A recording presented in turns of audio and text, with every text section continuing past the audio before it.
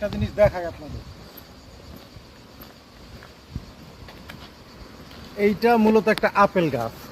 আমি যদি আপনাকে কাছ থেকে দেখাই, এই যে দেখেন 3টা আপেল ধরে আছে, 3টা আপেল।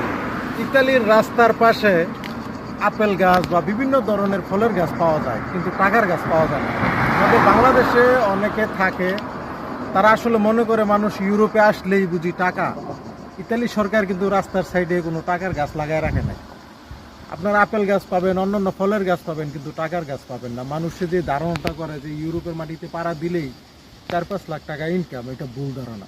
আপনি যদি একজন প্রফেশনাল হয়ে আসতে পারেন, তাহলে আপনার জন্য মঙ্গল, এবং আপনি কাজ করতে পারবেন, টাকা ইনকাম করতে পারবেন। আর যদি কিছুই না জানেন, তাহলে দেশে সারভাইভ করাই খুব কঠিন। এইটাই বাস্তবতা। আসলে এটাই অনেকে বোঝে না। ধন্যবাদ।